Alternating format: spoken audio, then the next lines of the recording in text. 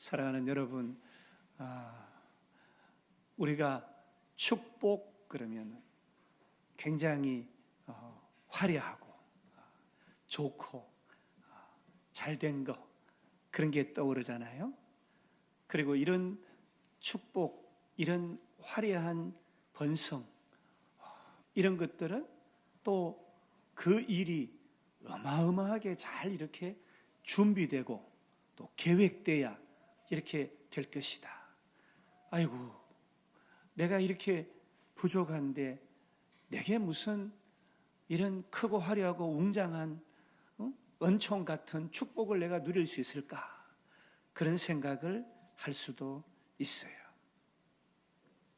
작은 권력이 나라와 민족을 변화시킬 수 있을까? 작은 노력이 불씨가 되어서 새롭게 할 수가 있을까? 또 심지어 작은 교회가 무엇을 할 수 있을까?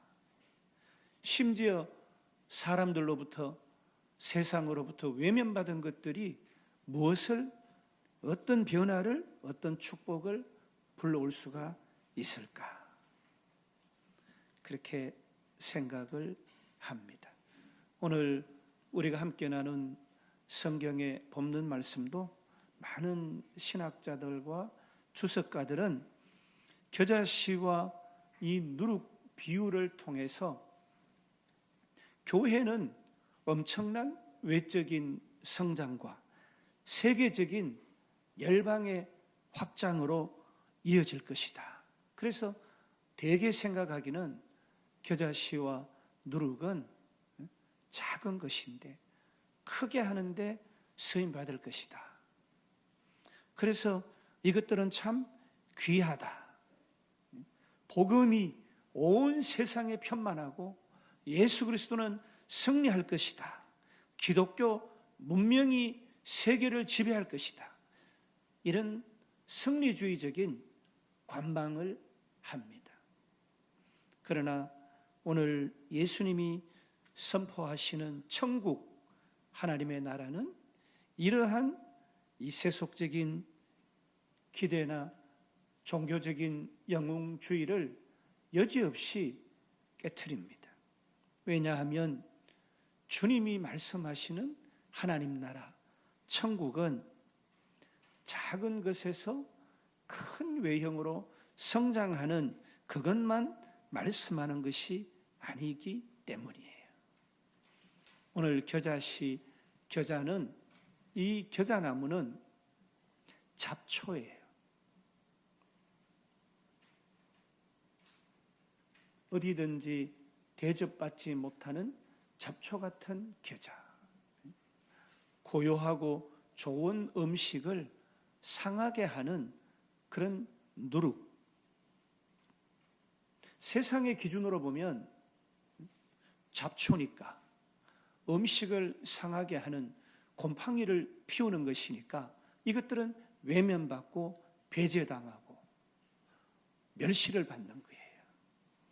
이러한 겨자와 누룩을 지금 비유로 들어서 주님은 하나님 나라, 천국을 말씀하고 있어요. 여러분, 유대인들은요, 정원에서 채소를 길렀지 이 잡초를 키운 것은 아니잖아요. 번식력이 너무 강해서 이 잡초가 이렇게 자리를 잡아버리면 이 채소가 자랄 수가 없는 거예요.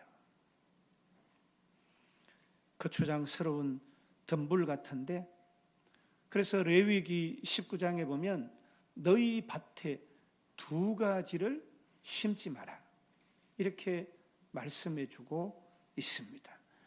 이 미시나, 모세의 율법을 해석하고 적용하는 구전율법인 이 미시나 첫 번째 파트인 농어법에서도 특별히 얘를, 이 겨자나무를 심지 마라, 이렇게 얘기를 할 정도였어요.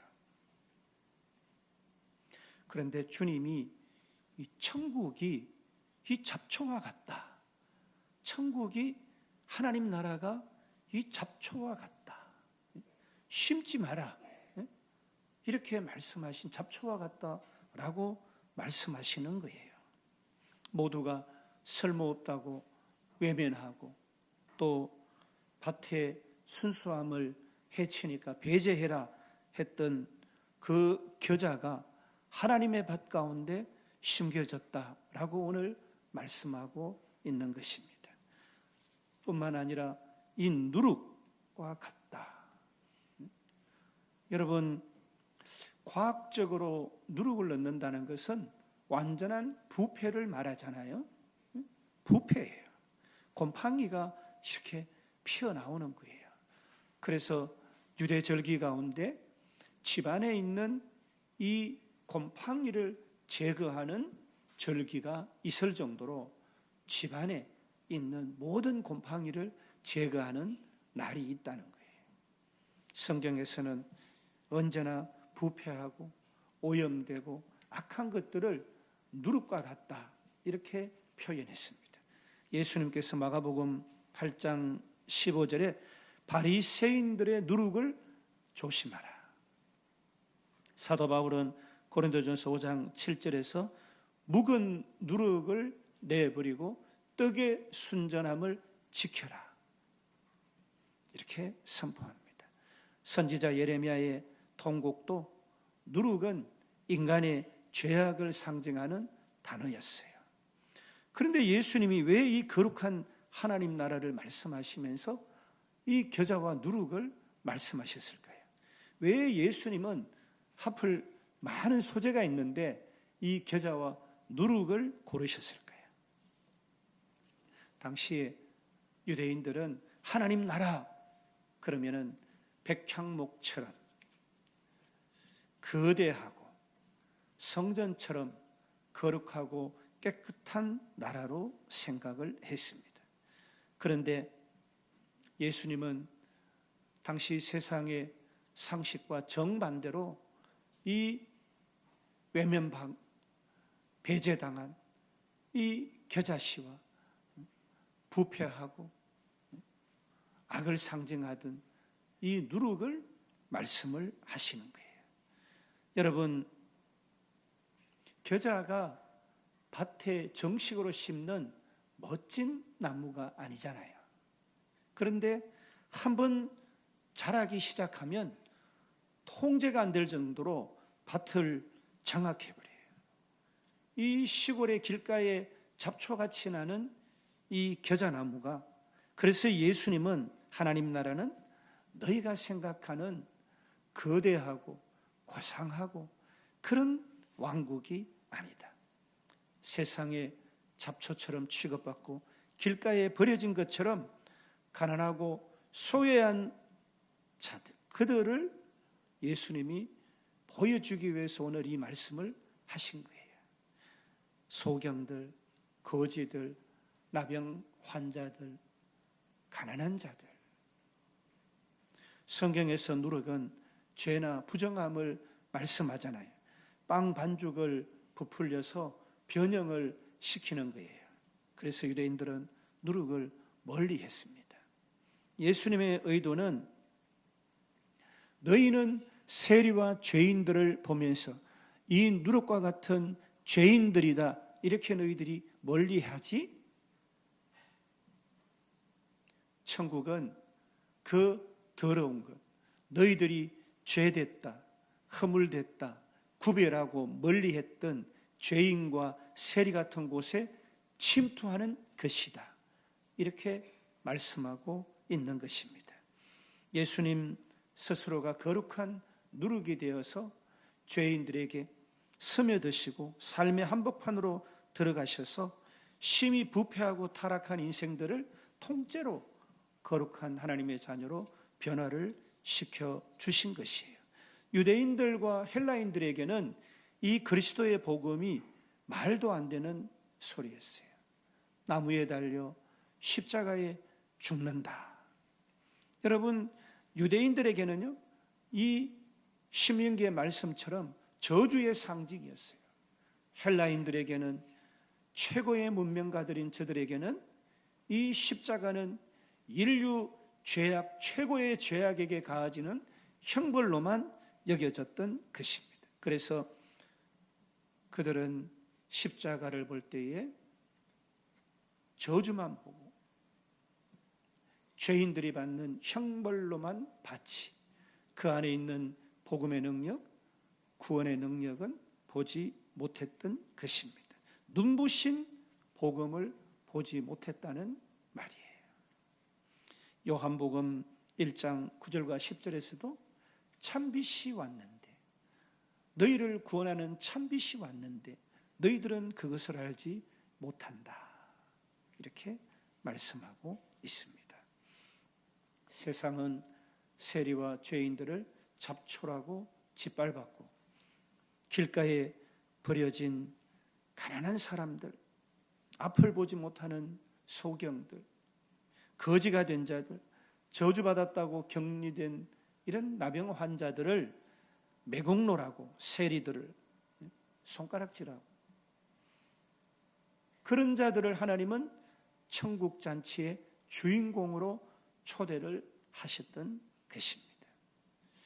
사랑하는 여러분, 종교 지도자들이 당시에 많은 사람들이 예상치 못했던 천국에 대한 말씀과 천국 잔치에 대한 예표를 예수님이 이와 같이 행하신 거예요. 스스로 누르게 되어서 망가진 삶 속에 스며들고 세상이 포기한 인생을 통째로 뒤집어서 거룩한 하나님의 나라로 바꾸시는 것, 그것이 하나님 나라고 그것이 하나님 나라의 강력한 능력이다라고 예수님이 말씀하고 계신 것입니다. 겨자씨는요, 우리가 보기에도 참 작은 씨앗이에요. 누룩도 아주 적은 양이에요. 겨자씨와 누룩은 둘 다 작은 것에서 시작이 됩니다. 그런데 큰 결과를 만들어냅니다. 이들 역시 성장 과정에 우리 눈에 보기가 어려울 정도로 겨자씨가 심어지고, 그리고 자라는 과정은 우리 눈에 볼 수가 없어요. 씨앗은 땅 속에서 자라고 누룩은 반죽 속에서 부패하기 때문입니다. 하나님 나라는 화려하거나 요란하게 시작되지 않지만 시작이 되고 조용히 역사하는 것이다 라고 가르쳐 줍니다. 겨자와 누룩은 결국은 둘 다 큰 영향을 미칩니다. 겨자는 나무가 되어서 새들이 깃들 정도로 크게 자라고, 누룩이 들어간 반죽은 부풀어 오르게 되는 것입니다. 결국은 큰 제한 없는 영향력을 발휘한다라는 것입니다. 배제되고 외면당할 겨자씨가 부정하고 악한 누룩 같은 존재들로 하나님 나라를 이루시고, 그 존재들로 작은 시작, 조용한 역사, 확장되는 영향력을 보여주는 것이 하나님 나라다라고 우리에게 가르쳐 주는 것입니다. 사랑하는 여러분, 우리도 오늘 이 말씀을 통해서 몇 가지 교훈을 얻고 우리 삶에 이 말씀을 적용하기를 원합니다. 세상은 거대한 것, 거대한 자본과 권력이 세상을 바꾼다라고 말하지만 우리의 작은 미미한 선행과 작은 봉사가 하나님 나라를 세운다는 것을 우리는 믿어야 될 줄 믿습니다. 하나님께서 우리가 오른손이 하는 일을 왼손이 모르게 하는 그 구제, 소외된 이웃을 향하여 내뱉는 작은 말 한마디가 겨자씨를 통해 일하신다는 것을, 겨자씨와 같이 일한다는 것을 우리는 믿어야 합니다. 우리의 작은 순종이 천국을 이루어낸다라고 오늘 우리에게 말씀해주고 있는 것입니다. 사랑하는 여러분, 악하고 부정하고 멸시받고 배제되지만 그런 우리들도 하나님 나라로 삼아주셔서 하나님 나라의 백성 되게 해주신 은혜를 우리가 생각하면서 부정하고 소외되고 약한 지체들을 향해서 사랑의 손을 내미는 그런 우리가 되어야 될 줄 믿습니다. 우리 가운데 있는 우리는 참 연약해요. 악하다 선을 긋고 저는 나와 다르다 배제시키고 이런 일들을 우리가 너무 쉽게 하는 거예요. 우리 가운데 있는 이 인식의 틀을 바꿔야 돼요. 우리도 주님으로부터 충분히 그런 배제와 그런 선긋기로 차별받아야 마땅한 자들인데 그런 우리들을 사랑해 주시는 주님을 우리가 생각하고 인식하면서 나도 좀 이런 편견의 눈은 좀 버려야 되겠다 작정하시는 여러분 되시기를 바랍니다. 하나님의 역사는 우리가 쓸모없다고 생각하는 그 잡초 같은 인생들 가운데서 우리가 부정하다 손가락질하는 그들 가운데서 천국이 시작되고 하나님 나라가 이루어진다는 것이에요. 그들을 판단하고 교만한 자리에 선 자들은 하나님 나라를 맛볼 수가 없는 것이에요. 유대인들이 기다리던 하나님 나라는 거대하고 화려한 나라였어요. 강력한 왕이 나타나서 로마 제국을 무너뜨리고 그들의 왕이 예수님이 왕이 되어 주시기를 기대했어요. 그러나 예루살렘이 세상의 중심이 되어서 거대한 왕국, 그것이 예루살렘에 세워지고 예루살렘이 천하만국을 통치하기를 기대했어요. 그런데 예수님은 사람들의 기대와는 전혀 달랐습니다. 백향목처럼 거대하지도 않았고 화려한 성전도 아니었고 화려한 궁전에서 나셔야 되는데 마구간에서 나시고 사람들은 권력자로 예수님을 세웠는데 예수님은 갈릴리 어부들을 부르시고 사람들은 강한 자를 모으실 줄 알았는데 예수님은 죄인들 연약한 자들을 부르셔서 하나님 나라를 세우신 것입니다. 여러분 누룩은 눈에 잘 안 보여요. 그러나 반죽 속에 들어간 이 누룩은 변화를 일으키기 시작합니다. 시간이 지나면 반죽이 달라지는 거예요. 예수님은 하나님 나라가 이와 같다라고 말씀합니다. 겉으로 억지로 사람을 바꾸는 것이 아니라 말씀이 들어가면 마음에 들어오면 생각이 바뀌고 영혼에 들어와서 사람 전체를 바꾸시는 거예요. 그래서 새 사람으로 하나님과 연합되고 일치가 되는 존재로 세워주시는 것입니다. 예수님이 그래서 죄인들을 멀리하지도 않으시고 세리와 창기 버림받은 자들도 함께 하셨고 삭개오 탐욕스러운 세리였지만 변화를 시켰어요. 베드로는 연약한 자였지만 변화를 시키셨던 것입니다. 사랑하는 여러분, 누룩이 반죽 전체를 바꾸듯이 하나님 나라는 한 사람을 인생 통째로 바꾸는 능력이 된다라는 것을 우리에게 말씀해 줍니다. 저자시와 누룩은 같은 말씀이에요. 작은 것이 결코 작게 끝나지 않고 조용히 시작된 역사지만 큰 변화를 가져온다는 거예요. 저 사람은 안 돼. 저 사람은 쓸모없어. 그런 자들을, 그런 인생을 하나님께서 하나님 나라의 주인공으로 세우신다는 것을 기억하는 우리가 되어야 될 줄 믿습니다. 누룩처럼 주님이 함께 하시면 완전히 변화된 인생으로 우리를 축복해 주신다는 것, 그것이 복음의 능력이에요.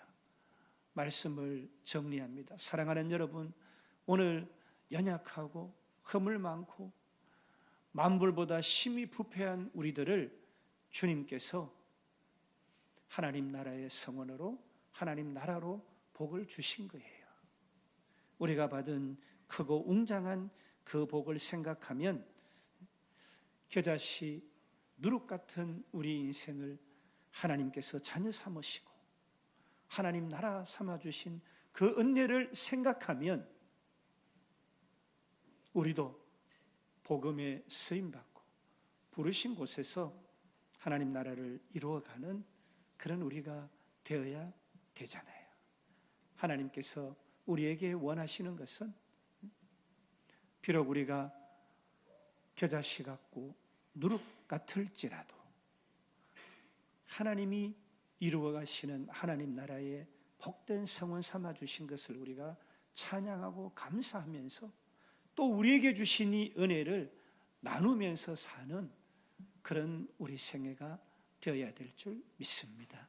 사랑하는 여러분, 저와 여러분의 생애에 하나님께서 함께 하시면 크고 화려하고 웅장한 복되고 아름다운 하나님의 나라가 여러분의 생애에, 여러분의 가정의 일터에 충만하게 임하실 줄 믿습니다.